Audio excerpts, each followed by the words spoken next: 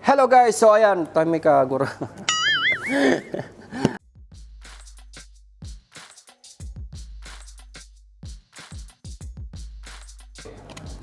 Hello guys, so today guys we have the new product and it's from Fujifilm camera. It's the Fuji XS10. So ayan siya guys.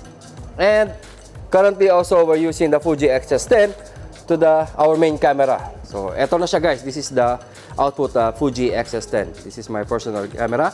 It's my pang ilang camera ko na ba to? Basta I purchased this camera is new. So again, because I have the Fuji XS10, so it's more better that we will make a review of this camera. So again guys, the Fuji XS10, and we will unbox and we will try the camera and 5 things why I like this camera over my XT3, because I have 2 XT3 body for my vlog. Now I have this Fuji XS10 on also for my vlogging tools. So ayan guys, 5 things why I purchased the Fuji XS10. But before anything else, if you're new to my channel, please don't forget to subscribe and hit the notification bell so at least you'll be updated for all the videos that we will upload regarding photography gears, videography gears, and my personal sneakers. And guys, meron na kaming Fuji dito. Di ba? Ayun yung Fuji area namin. So if you want to test the Fuji camera, you can visit us to our showroom, Symphony showroom. So andyan yung mga Fuji natin, demo unit, so you can try and test the Fuji camera. So tara, let's unbox the product.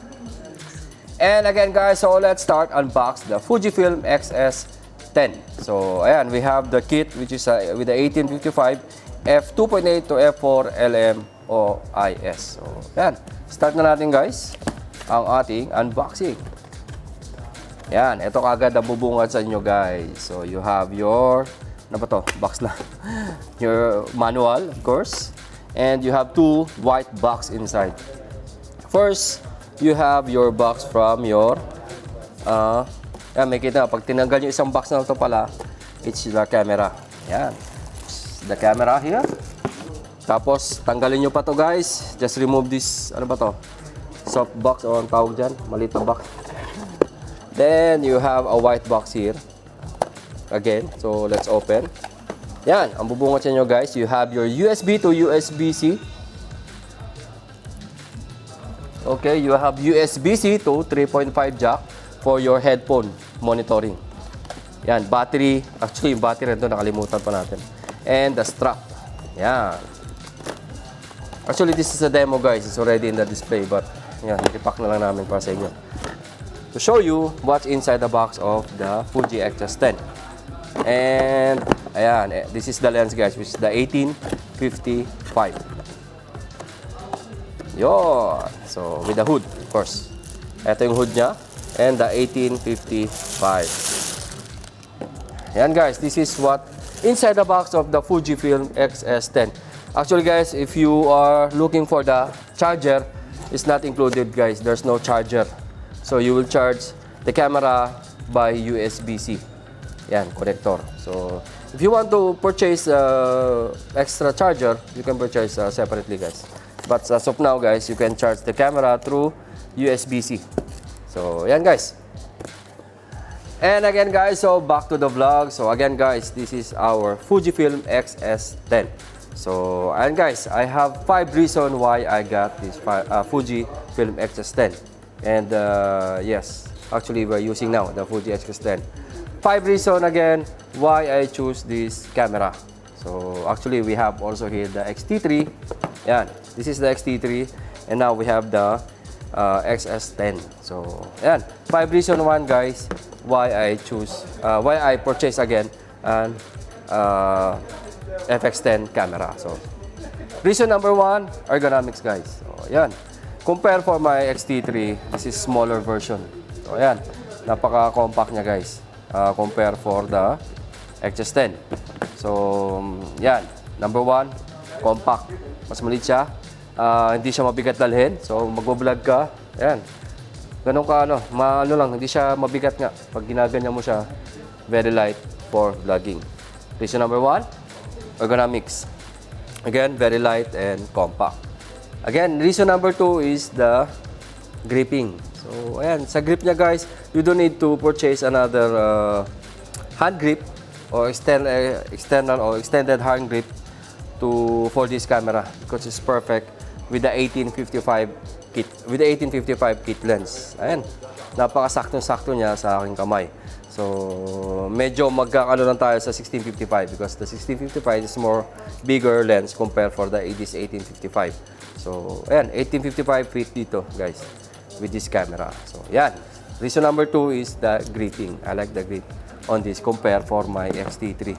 Ayan, so you need to buy extra hand grip, metal hand grip for the XT3. Ayan. Reason number 3 is the flip screen. Ayan, vari-angle flip screen, guys. So, eto siya, di ba? So, it's very important and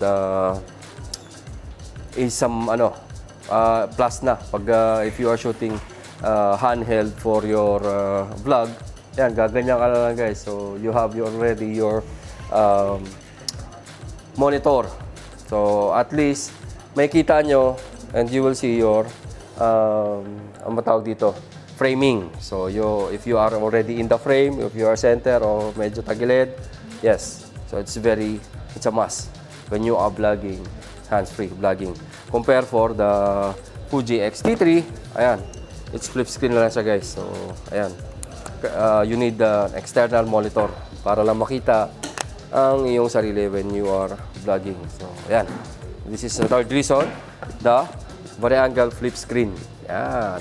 And again, guys, the fourth reason why I select this camera is the stabilization, guys. Yun. Meron siyang 6-axis something. Sa lagay ko dito kung ilang axis. Meron siyang stabilization. 6-axis, I think. Stabilization for this camera. Napaka-smooth, guys. Even if you are handheld filming, talagang smooth, napaka-smooth ng video mo o yun, o yung video footage mo using handheld. So, yan, stabilization is very a must also for vlogging. Kaya, yan, habang naglalakad ka o tumatakbo o something, ganyan ka, di ba? Habang naglalakad, nagbo-vlog, it's very useful, the stabilization. And the last specs the last reason why I select this XS10 or why I purchased the XS10 is the 240 frames. Yun, napakaangas, guys. Napaka-smooth ng 240 frames niya. Slow motion in Full HD. So, sa Full HD, the best.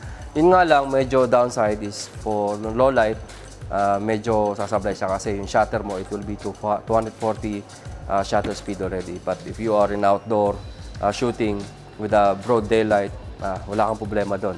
Kailangan mo lang ng variable ND filter. So, ayan, the slow motion, guys, 240 frames. I think it's way more better than the XT3 for the slow motion. So, ayan, maganda yung ano niya. It's similar with the XT4 slow motion, the 240 frames in Full HD. So, ayan, that's it, my top 5 reason why I select the Fuji XS10 or why I purchase again an XS10 even I have already the XT3 body. But still, I have my XT3, guys. There's a reason why still I'm using the XT3 over also with the XS10. So, on the next vlog, I'll explain for that one, guys. But again, guys, that's my top reason why I select why I purchase the XS10. First, the ergonomics. It's very light, compact. Kahit saan mo dalhin, magaan. Second is yung kanyang gripping. Yan, maganda yung hand grip niya. Panalo yung sa hand grip. Yun, swabing-swabe sa 1855 na kit lens. Third reason, of course, ang ating vari-angle flip screen. It's very useful pa gagaya natin na nagbo-vlog tayo o nagfi-film. Very useful.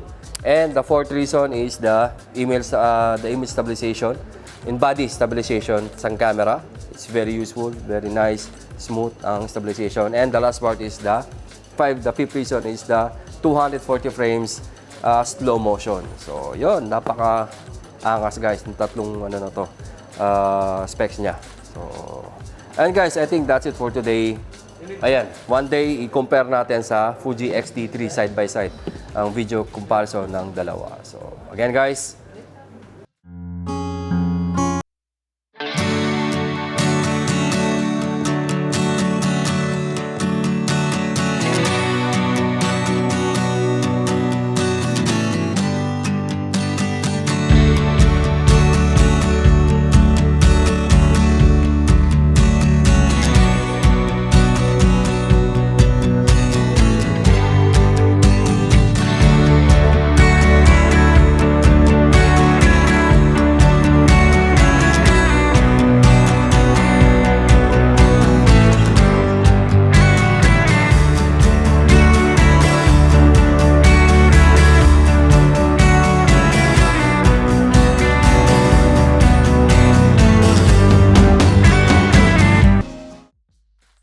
And that's it for today, guys. So again, I give you already my 5 reasons why I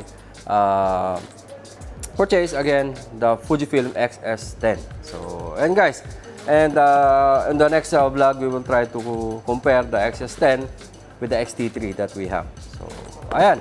Flex time. First, I want to flex my team, which is Team Positive Vlogger. Shoutout to all the admin at members ng Team Positive. At syempre, ang team natin dito, ang PBK, kay Palabi FW, at sa ating director na si Brian Puntana. Check nyo yung channel niya, guys, na pangingisda namin. Yan, handheld lang yan, guys. So, makita nyo, handheld lang yan. XS10, yung ating camera. Yan, shoutout sa Fujifilm, sa mga taga sa Pilipinas, di ba? Ang dami ko nakikita mga video, lalo na sa Cebu, kaya gusto kong pumunta doon. So, ayan, shoutout kay Brian Puntana, check nyo yung channel niya, guys. And I think that's it for today. Thank you. Abangan nyo, compare natin dalawa, Fuji XT3 and XS10. So again, that's it for today. Thank you and mabuhay.